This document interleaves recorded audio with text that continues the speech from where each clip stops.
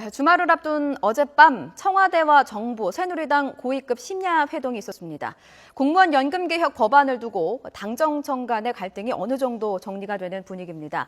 한편 새정치민주연합은 내홍이 더 깊어지고 있습니다. 문재인 대표는 다음 주에 모든 계파가 참여하는 혁신기구를 구성해서 쇄신안을 내놓기로 했지만 여전히 계파 갈등의 불씨는 남아있습니다. 전국 소식 알아보겠습니다. 이준환 인천대 교수, 이두하 전 새누리당 의원 나오셨습니다. 어서 오세요. 안녕하세요. 네, 안녕하세요. 자, 어젯밤에 긴급 고위 당정청 회의가 열렸습니다. 주말을 앞두고 그야말로 예고 없이 긴급하게 열린 거였는데 일단 어떤 얘기가 오갔는지 정리 좀 해주시죠. 예, 원래 17일 날 예정을 했었는데요. 예. 어저께 밤에 그 김무성 당대표, 유승민 원내대표, 네. 그다음에 이병기 청와대 비서실장, 예. 그다음에 정무 조정실장, 그다음에 최경환 장관이 모였지 않습니까? 예. 한 서너 가지 중요한 얘기를 모은 것 같아요. 첫 네. 번째로 꼽을 수 있는 것은 지난 5월 2일 여야가 합의했던 공무원 연금 개혁안에 대해서 예. 일단 합의를 존중한다라는 사실이죠. 네. 일단 청와대 입장에서는 부족한 점이 있을지라도 여야가 합의를 했기 때문에 그걸 존중하겠다는 거고. 네. 두 번째로는 그런데 이 국민연금과의 연계를 해서 소득 대체율을 50%로 상향하기를 한 것은 좀 받아들이기 어렵다라는 입장을 네. 좀 정리를 한 것 같아요. 네.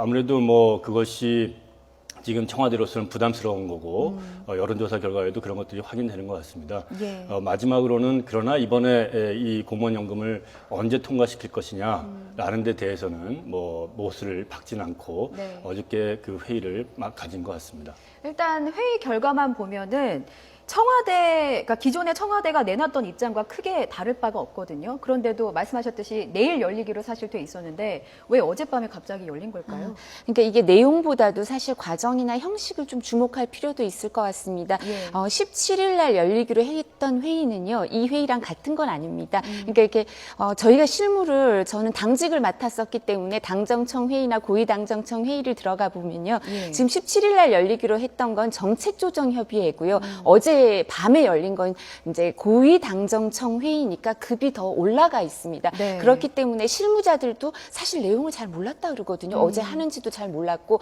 그랬는데 아까 말씀하신 것처럼 참석자들이 그렇게 되는 걸 고위당정청 회의라 그러고 그 고위당정청 회의는 정치권이나 국민들한테 주는 메시지가 좀 더 다르죠. 실무당정청 협의회에서 정책조정협의회에서 그 조정을 하는 부분은 고위당정청 회의나 다른 데서 또 결정이 조금 뒤집어질 수도 있고 수정이 될 가능성도 있지만 고위당정청 회의는 의결권을 가진 또는 여기에 대해서 영향을 미칠 수 있는 사람들이 직접 나와서 회의를 하기 때문에 네. 의미가 있습니다. 근데 말씀하신 것처럼 그렇지만 왜 17일 날 일정 부분 다른 회의가 있는데 왜 당겨서 하고 고위당정청 회의를 했냐 하면 이 부분과 관련해서 의미가 있는 것 같습니다. 그러니까 당정청이 좀 엇박자를 내고 갈등이 있는 게 아닌가 이런 그 우려들이 있었는데요. 네. 여기에 대해서 이 당정청이 이게 갈등이 있는 게 아니라 일정 부분 합의가 이루어지고 있다는 걸 국민들한테 보내는 메시지도 있고요.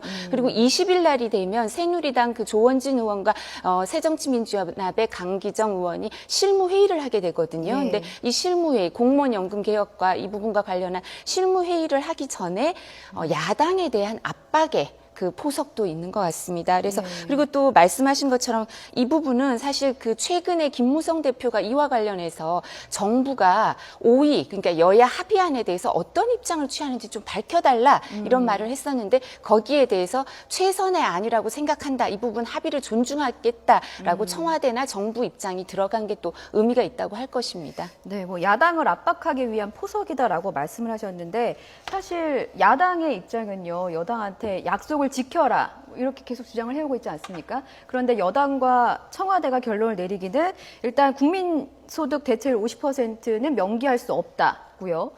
대신 청와대는 여야의 5월 2일 연금개혁 합의안을 존중한다 이 부분이었거든요. 어제까지 얘기가 나왔던 게. 그렇다면은 이제 임시국회가 2주밖에 안 남았습니다. 공무원 연금개혁 처리가 될 수 있을지 여야 이견차가 워낙 커서요.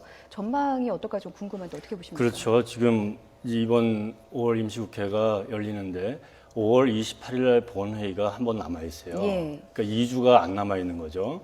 그러면 그 사이에 여야 간의 합의가 또 이루어져야 되고 조정이 되고 그러면 그 결과가 뭐 다음 절차인 상임위원회 본회의장 이렇게 통과가 돼야 되지만 그 정말 본회의가 열리는 5월 28일 날 이것이 통과될 것인가는 야당 입장에서는 좀 부담이 될 겁니다. 네. 왜냐하면 지금 뭐 야당의 합의안을 이끌게 된 데는 그 공무원 노조의 입장도 많이 반영을 했기 때문이거든요. 예. 그런데 여야가 합의를 했는데 청와대에서 한마디로 이게 무산이 됐으니까 이것도 그 청와대가 또 이걸 하라 하니까 또 하겠다고 나온 거고 예.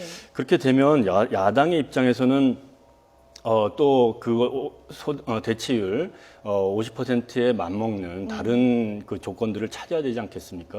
그리고 그거를 여당과 협상을 할 텐데 여당이 그걸 어떻게 받아들일 것이냐. 네. 그 짧은 협상 과정에서 그것이 된다면은 5월 28일 날 타결될 수도 있지만 저는 아직 그 시간상 또는 의제의 중요성 때문에 예. 5월 28일 날 그 본회의장까지 가는 데는 뭐 가능성이 뭐 그렇게 높아 보이지는 않는 상황이라고 봅니다. 네, 5월 18일까지 좀 불투명하다고 보셨는데 사실 공무원 개혁 특위 간사가 만나지 않았습니까? 네. 입장차만 확인을 했는데 혹시 네. 물밑 접촉 무슨 얘기가 오가고 있는 건가요? 예, 제가 조금 전에 말씀드린 것처럼 또 20날 특위 간사 여야가 다시 만나기로 했거든요. 예. 그래서 이런 부분이 있어서 지금 그리고 5위 합의, 여야 합의에 대해서는 정부나 청와대 다 이 부분에 대해서는 최선의 안이라고 생각하고 존중하겠다는 얘기를 했기 때문에 이 교수님 말씀하신 것처럼 그 소득 대체율 50% 인상 이 부분 50% 때문에 일정 부분 논란이 있지만 그건 국민연금 부분이기 때문에 그 부분과 관련해서는 어제 보도자료를 보면 그 대타협기구에서 논의해서 결정할 필요가 있다. 국민의 동의가 전제돼야 되는 부분이기 때문에 예. 이런 언급이 있습니다. 그래서 이 부분은 28일 날 본회의에서 어쩌면 국민연금 부분은 대타협기구에서 따로 논의를 하기로 하고 그 예. 대타협기구의 구성원의 실질적인 구성 이런 부분을 여야가 합의하기로 하고 그리고 공무원 연금법 관련해서는 통과시킬 가능성도 일정 부분은 있는 것 같습니다. 왜냐하면 야당이 상황이 그렇게 좋지는 않거든요. 지금 내용에 휩싸여 있는데 지금 여러 가지 논란이 국회가 뭐 할 일을 하지 않고 여러 가지 정치권의 민낯을 보인다, 패권주의의 민낯을 보인다. 이건 야당 의원의 발언입니다. 제 네. 발언이 아니라 이런 말까지 나오고 있기 때문에 야당도 일정 부분 이 국민들한테 뭔가 성과를 보여줘야 된다 이런 압박감이 있을 수 있기 때문에요. 네. 그 대타협 기구에서 논의하는 걸 전제로 해서 그 부분을 조건으로 하고 공무원 연금 개혁안은 통과될 가능성도 일정 부분 있어 보입니다. 아, 그 일단 다음 주에 열리는 실무회의를 예. 좀 저희가 주목해 볼 필요가 있겠네요. 자, 새정치연합 내용 얘기를 좀 해보겠습니다. 이 수습에 나서는 모양새인데 개파를 총망라하는 혁신기구를 구성해서 쇄신안을 마련하겠다. 문재인 대표가 밝힌 내용인데 자세히 좀 설명을 해주시죠. 그리고 어저께 오전 확대 강부 회의 때만 해도 네. 굉장히 강경하고 입장이 나서 있었는데 네. 그 회의 과정에서 다른 참석자들이 이제 확전을 좀 피하는 그런 방향으로 좀 바뀐 것 같아요. 네. 그래서 오후에 긴급으로 최고위원 회의를 다시 열었어요. 그래서 한 세 가지를 좀 도출한 것 같습니다. 네. 첫 번째로는 그 혁신기구를 만들어서 일단 4.29 재보궐선거 이후에 야당이 패배한 원인 네. 밝히고 당을 쇄신하는 그런 방안에 대해서 도출하겠다라고 하는 것이고요. 두 번째로서는 그 굉장히 민감한 문제인데 공천 방향, 공천 경선 룰 예. 이런 것들을 혁신하기 위한 그 기구를 그리고 안건을 가지고서 하겠다라고 하는 거고요. 세 번째로는 인적 쇄신에 관련된 건데요. 네. 지금 뭐 야당의 당뇨들, 당직자들 이렇게 좀 그 바꿔서 저 개파들의 좀 화합도 도출하고 또 지금 그 뭐라 그럴까요? 좀 고인물이기 때문에 예. 좀 바꾸겠다.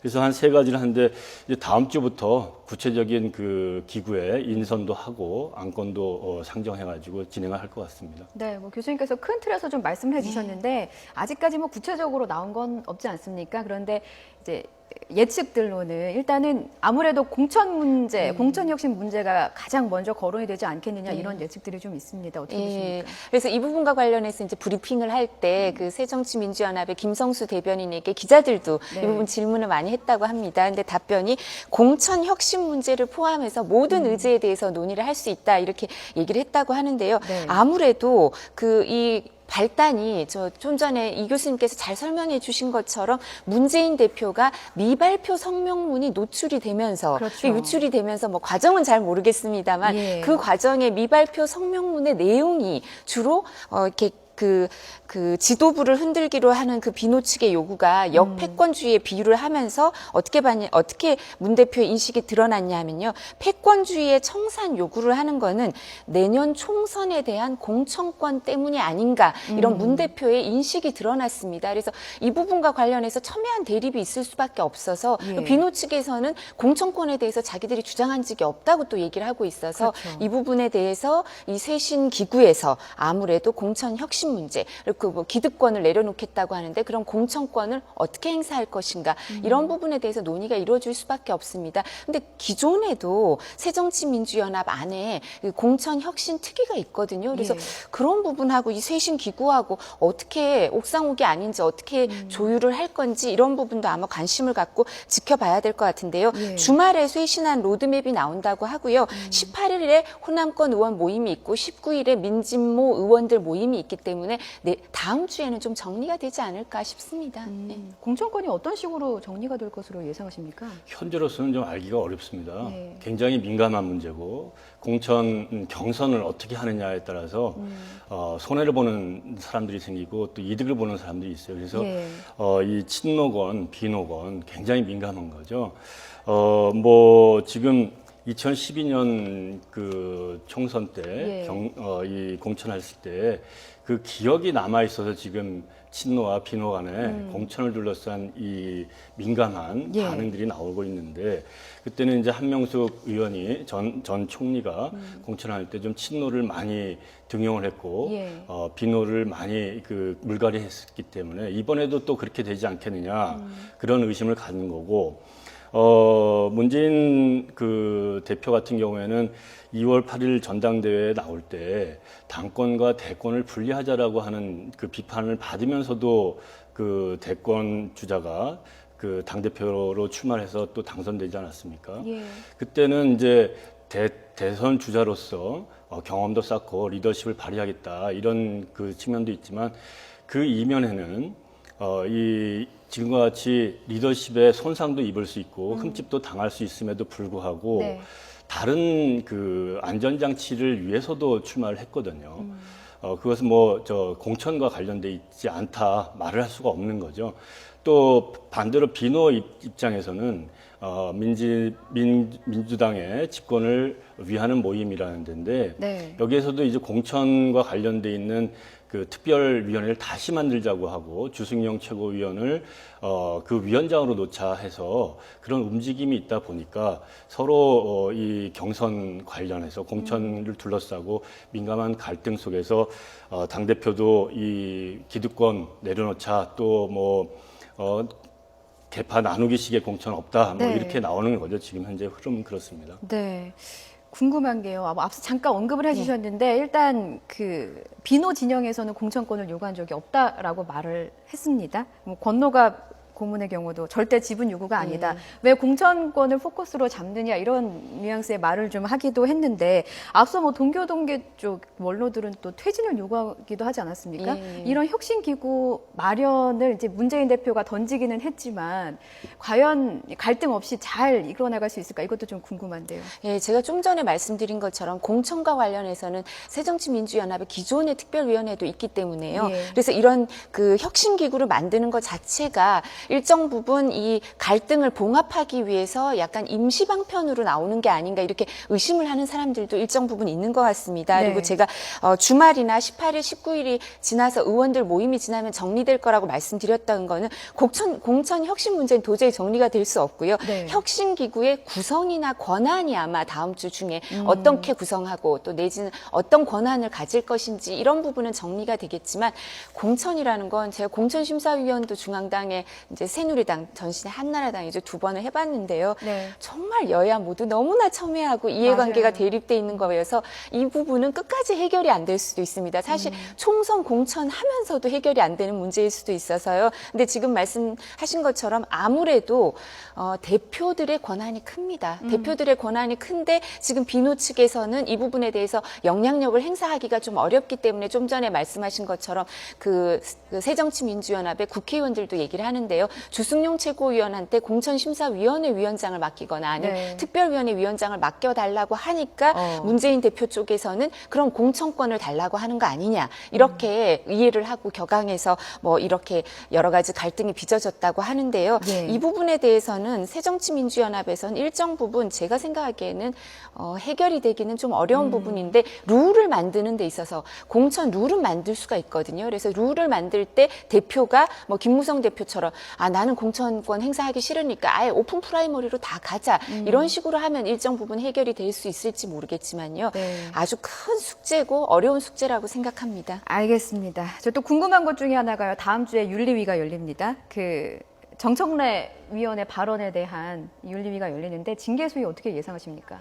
글쎄요, 이거는 굉장히 어려운 얘기입니다. 한 정치인의 운명을 좌우하고 또 그걸 어떻게 하느냐에 따라서 새정치민주연합의 신뢰가 또 쌓이느냐 마느냐 하는 거기 때문에 지금 윤리심판원이 이제 열리면 심판하고 또 소명할 기회를 주고 네. 또 그거에 대해서 재심을 요구하는 과정이 남아 있는데 당규에 나와 있을 때 이제 이번에 해당되는 사유는 당의 품위를 훼손하는 것으로 인해서 이 심판을 받을 것 같고요. 예.